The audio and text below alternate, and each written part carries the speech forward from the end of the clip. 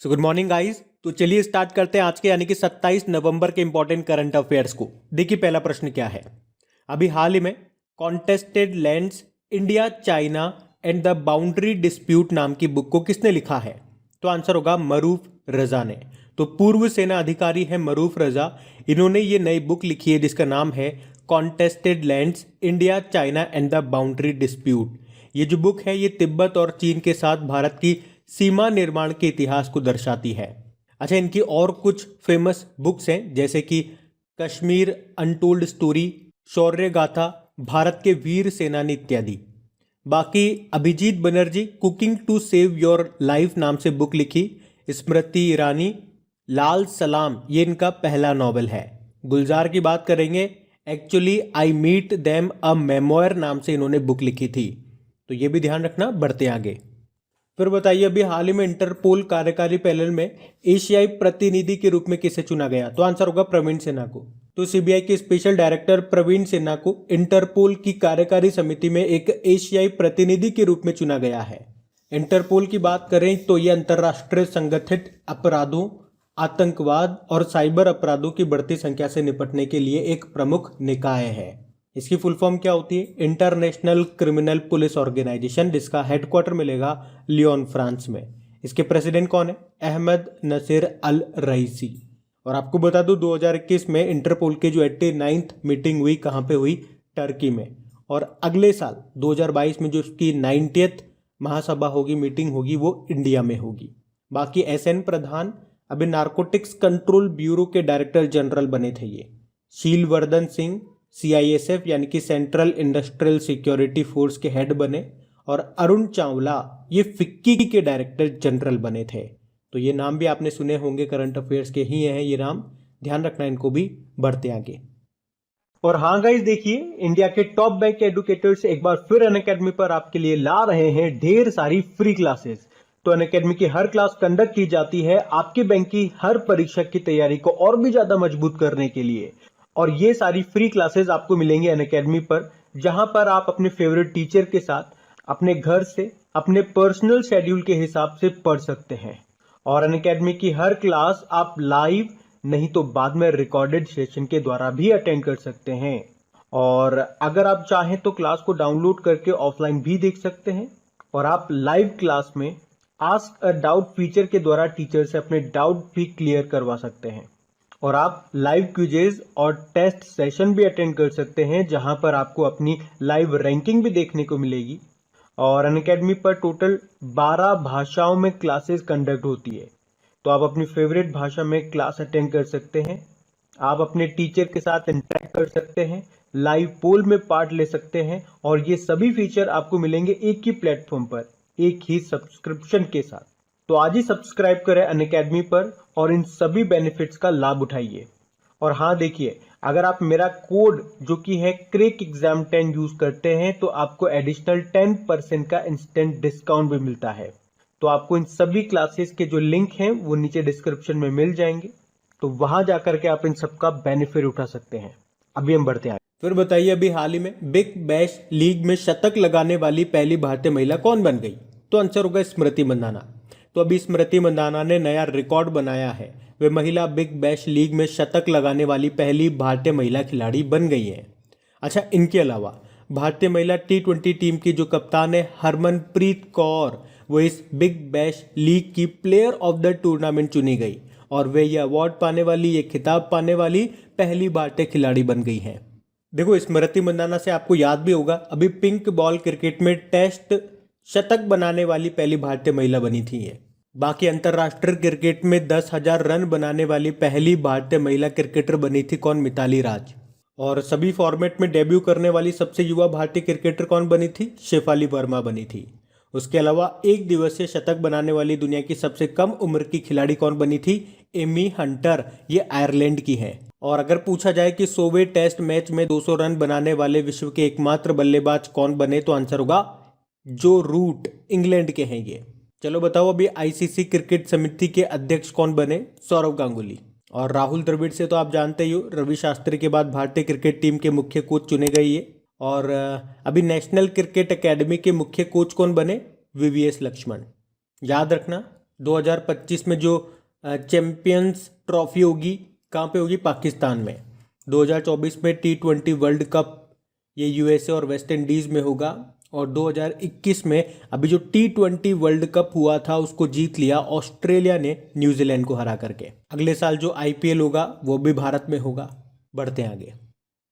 अच्छा बताइए, हाल ही में राष्ट्रीय दुग्ध दिवस ये कब मनाया गया? तो आंसर होगा 26 नवंबर को। तो नेशनल मिल्क डे ये हर साल 26 नवंबर को मनाया जाता है।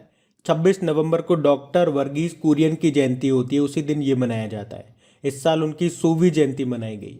उन्हें डेयरी क्षेत्र में उनके उत्कृष्ट योगदान और अमूल की स्थापना के लिए मिल्क मैन ऑफ इंडिया के नाम से भी जाना जाता है। उन्हीं को भारत में सफ़ेद क्रांति का जनक भी कहा जाता है, व्हाइट रिवॉल्यूशन। और ये दिन पहली बार हमने 2014 में मनाया था। बाकी देखो 26 नवंबर को भारतीय संविधान दिवस कॉन्स्टिट्यूशन डे के रूप में भी मनाया जाता है। क्यों? क्योंकि 26 नवंबर 1949 में आज ही के दिन संविधान को अपनाया गया था, जो 26 नवंबर 1950 को लागू हुआ। और इस दिन को मनाने का उद्देश्य है संविधान के महत्व को फैलाना और भारतीय संविधान के पिता कहे जाने वाले BR अम्बेडकर के विचारों और सुझावों को फैलाना। अच्छा, ये तो बात हो गई 26 नवंबर की। अभी 25 नवंबर को महिला हिंसा उन्मूलन दिवस के रूप में हमने मनाया था, international day for the elimination of violence against women. तो ये भी ध्यान रखना। बढ़ते आगे। फिर अगला प्रश्न है, अभी हाल ही में किसने रिसाइकल्ड पीवीसी प्लास्टिक से बना भारत का पहला क्रेडिट कार्ड लॉन्च किया? तो आंसर होगा HSBC इंडिया। तो अभी HSBC इंडिया ने रिसाइकल्ड पीवीसी प्लास्टिक से बना भारत का पहला क्रेडिट कार्ड लॉन्च किया है। तो 85% रिसाइकल प्लास्टिक से बने ये नए कार्ड कार्बन उत्सर्जन को कम करने में मदद करने के अलावा प्रति कार्ड 3.18 ग्राम प्लास्टिक कचरे को बचाने में भी मदद करेंगे। तो किसने लॉन्च किया, किसने बनाया? HSBC इंडिया ने। और अब इसके नए CEO कौन बने थे बताओ? हितेंद्र दवे। बाकी HDFC बैंक से याद होगा स्मार्ट उन्नति पहल शुरू की थी और मुंह बंद करो अभियान का इनका दूसरा चरण भी शुरू हुआ था अभी। कोटक महिंद्रा बैंक की बात करें, देश भर में माइक्रो ATM शुरू करेगा ये। और कर्नाटक विकास ग्रामीण बैंक सर्वश्रेष्ठ वित्तीय सेवाओं के लिए एसोचेम अवार्ड जीता था इन्होंने। तो ये ध्यान रखना। बढ़ते आगे। फिर बताइए, दोस्ती अभ्यास ये भारत और किस देश के बीच में एक समुद्री अभ्यास है? तो आंसर होगा मालदीव और श्रीलंका। तो मालदीव, भारत और श्रीलंका के बीच में एक द्विवार्षिक यानी कि 2 साल में होने वाला ये एक त्रिपक्षीय यानी कि 3 देशों के बीच में एक एक्सरसाइज है। और इस बार हमने ये इसका 15वां संस्करण बनाया। कब से कब तक? 20 से लेके 24 नवंबर तक। कहाँ पे? मालदीव में। तो इसमें तीनों देशों के तट रक्षकों ने यानी कि कोस्ट गार्ड्स ने हिस्सा लिया। और इसमें भारत की तरफ से ICGS वज्र, ICGS मतलब इंडियन कोस्ट गार्ड शिप वज्र और ICGS अपूर्वा ने हिस्सा लिया। ये भी ध्यान रखो, इस तरह से भी प्रश्न बनता है एग्जाम में कि भारत की तरफ से किसने पार्टिसिपेट किया। अच्छा, वैसे अगर इंडिविजुअल आप पूछोगे तो श्रीलंका के साथ हम कौन कौन सी एक्सरसाइज करते हैं? मित्र शक्ति करते हैं और एक स्लाइनेक्स नाम की एक्सरसाइज भी हम श्रीलंका के साथ करते हैं। और मालदीव के साथ इक्यूवेरिन नाम की एक्सरसाइज करते हैं। अच्छा, मालदीव के विदेश मंत्री अभी न्यूज़ में थे, क्या नाम है उनका? चलो ये प्रश्न आप भी के लिए बनता है। मालदीव के उन विदेश मंत्री का नाम आपको बताना है जो अभी न्यूज़ में थे। और न्यूज़ में क्यों थे? क्योंकि वो 76th United nation general assembly के अध्यक्ष बने थे। नाम बताओ उनका। वैसे अभी मैं आपको बता दूं, अभी हमने यूके के साथ में कोंकण शक्ति नाम का एक्सरसाइज भी किया था। यूके के साथ हमने अजय वॉरियर नाम का एक्सरसाइज भी किया था। रशिया के साथ हमने इंदिरा नाम का एक्सरसाइज किया था, रशिया के वोल्गोग्राद में। ये एक ट्राई सर्विस एक्सरसाइज है। और कटलेस एक्सरसाइज के बारे में आपने सुना होगा, जो कि अफ्रीका में शुरू हुआ था। उसमें भारत के तलवार नाम का जो जहाज है उसने पार्टिसिपेट किया था। और जायेद तलवार नाम की एक एक्सरसाइज है जो हमने यूनाइटेड अरब अमीरात के साथ में की थी। खंजर एक्सरसाइज हमने किर्गिस्तान के साथ में की। कहाँ पे? बिश्केक में। संप्रीति नाम की एक्सरसाइज हम करते हैं बांग्लादेश के साथ। सूर्य किरण हम करते हैं नेपाल के साथ। और डेजर्ट नाइट एक्सरसाइज हमने इस साल फ्रांस के साथ में की थी, राजस्थान में। वैसे फ्रांस के साथ वरुण करते हैं, गरुड़ करते हैं और शक्ति नाम की एक्सरसाइज भी करते हैं। और शक्ति से कल प्रश्न पूछा था मैंने आपसे। एक तो शक्ति हो गया जो हम फ्रांस के साथ में करते हैं, एक समुद्र शक्ति हो गया, और एक गरुड़ शक्ति हो गया जो हम इंडोनेशिया के साथ करते हैं, एक मित्र शक्ति हो गया जो हमने श्रीलंका के साथ में किया। और कल एक प्रश्न पड़ा था कि प्रधानमंत्री नरेंद्र मोदी ने भारतीय नौसेना को एक इलेक्ट्रॉनिक वॉरफेयर सूट सौंपा, उसका नाम क्या रखा? शक्ति। और हमने दूसरा परमाणु परीक्षण किया था पोखरण में 1998 पे, उसका नाम क्या रखा था? ऑपरेशन शक्ति रखा था। और पहले वाले का नाम था स्माइलिंग बुद्धा जो 1974 में किया था। तो ये पॉइंट भी ध्यान रखना। आप बढ़ते हैं आगे। फिर बताइए अभी हाल ही में conversations India's leading art historian engages with 101 themes and more, ये जो बुक है इसको किसने लिखा? BN गोस्वामी ने। तो प्रतिष्ठित कला इतिहासकार और पद्म पुरस्कार से सम्मानित ब्रजेंद्र नाथ गोस्वामी ने यानी कि BN गोस्वामी ने भारतीय कला पर एक नई बुक लिखी है, और इस बुक का नाम है ये conversations India's leading art historian engages with 101 themes and more. इसे 2022 में लॉन्च किया जाएगा। बाकी रजनीश कुमार RBI के पूर्व अध्यक्ष, इन्होंने कौन सी बुक लिखी थी अभी? The custodian of trust. Jhumpa Lahiri translating my self and others नाम से बुक लिखी। और सुब्रमण्यम स्वामी ह्यूमन राइट्स एंड टेररिज्म नाम की बुक लिखी थी इन्होंने। तो ये भी ध्यान रखना। बढ़ते आगे। फिर बताइए अभी हाल ही में किसे अक्टूबर के लिए ICC पुरुष प्लेयर ऑफ द मंथ चुना गया? तो आंसर होगा आसिफ अली को। आप जानते हो ICC ने इस साल एक नया अवार्ड शुरू किया था, ICC player of the month. तो हर महीने एक पुरुष और एक महिला क्रिकेटर को इसमें चुना जाता है। तो अभी अक्टूबर महीने के लिए ICC men's player of the month चुना गया किसे? पाकिस्तान के आसिफ अली को। वहीं महिलाओं में बात करेंगे यानी कि ICC women's player of the month चुना गया किसे? आयरलैंड की लॉरा डेलानी को। अब जनवरी से लेके अक्टूबर तक एक बार सारे हम रिवाइज कर लेते हैं। जनवरी महीने में पुरुषों में बात करेंगे तो ऋषभ पंत को चुना गया, और महिलाओं में साउथ अफ्रीका की शबनीम इस्माइल को। फरवरी में बात करेंगे तो रविचंद्रन अश्विन चुने गए पुरुषों में, महिलाओं में इंग्लैंड की टेमी ब्यूमॉन्ट। मार्च में भुवनेश्वर कुमार चुने गए और महिलाओं में साउथ अफ्रीका की लिजेल ली। और अप्रैल महीने के लिए पाकिस्तान के बाबर आजम चुने गए पुरुषों में, और महिलाओं में ऑस्ट्रेलिया की एलिसा हैली। मई महीने में पुरुषों में चुने गए बांग्लादेश के मुशफिकुर रहीम, और महिलाओं में स्कॉटलैंड की कैथरीन ब्राइस। जून महीने में न्यूजीलैंड के डेवन कॉनवे चुने गए, और महिलाओं में इंग्लैंड की सोफी एक्लेस्टोन। जुलाई महीने में बात करेंगे तो बांग्लादेश के शाकिब अल हसन चुने गए, और महिलाओं में वेस्ट इंडीज की स्टेफनी टेलर। अगस्त महीने में बात करेंगे तो पुरुषों में इंग्लैंड के जॉ रूट चुने गए, और महिलाओं में आयरलैंड की एमिथर रिचर्डसन। सितंबर महीने में बात करेंगे तो नेपाल के संदीप लामिछाने चुने गए पुरुषों में, और महिलाओं में इंग्लैंड की हीथर नाइट। और अभी अक्टूबर में हमने पढ़ा पुरुषों में चुने गए पाकिस्तान के आसिफ अली, और महिलाओं में आयरलैंड की लॉरा डेलानी। तो ये नाम आपको याद रखने हैं। और ये नाम कैसे याद रहेंगे? देखो, इनकी क्विज बना करके आपकी क्रैक एग्जाम एप्लीकेशन पे अपलोड कर दी गई है। तो वहां जाकर के जब भी आपको समय मिले, जब भी पूरे दिन भर में आपके पास 1-2 मिनट मिले, तो वहां जाके इनकी क्विज लगाओ। जितनी बार आप क्विज लगाओगे, जितनी बार क्वेश्चन आपकी आंखों के आगे से निकलेंगे, उतने लंबे समय तक चीजें आपको याद रहेगी।